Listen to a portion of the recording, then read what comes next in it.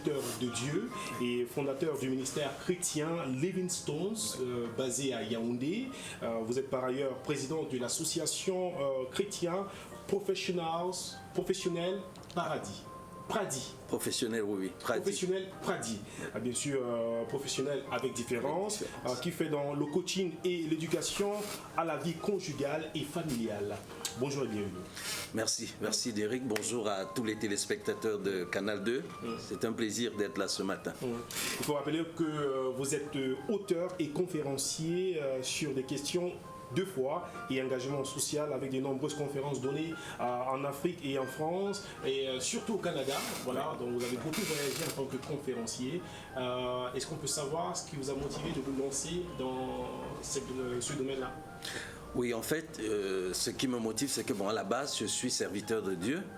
Donc, j'étudie la Bible, mais je regarde également dans la société et on a l'impression qu'il y a une sorte de dichotomie, de séparation entre ce qui est dit dans le contexte de la foi chrétienne et ce qui se vit à l'extérieur. Donc, je sens la nécessité ou l'appel de bâtir un pont entre la foi et la vie de tous les jours. Oui. Alors, d'entrée du jeu, quel est le regard de l'Église sur ce qui se passe actuellement dans le monde entier en ce qui concerne le Covid-19?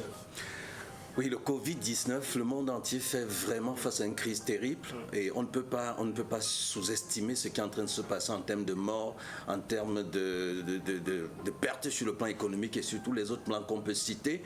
Et ce serait prétentieux pour moi de penser donner le regard de l'ensemble de l'Église dans sa diversité, dans ses différentes dénominations.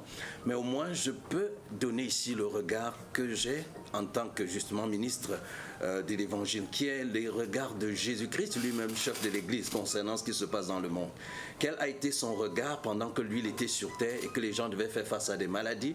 À l'époque, c'était la lèpre qui était la pandémie à l'heure. Quel a été le regard de Jésus, lui qui est l'expression de Dieu?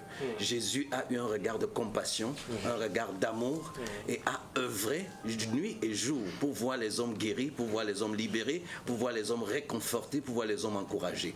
Donc, bibliquement, le regard de l'Église devrait être celui de Jésus-Christ, celui d'encourager, celui de réconforter, celui de participer activement, participer en termes d'idées, en termes de prière, en termes de stratégie pratique, en termes d'action pour pouvoir aider à prévenir, à soigner, à réconforter et à même faire disparaître le Covid-19 de la terre.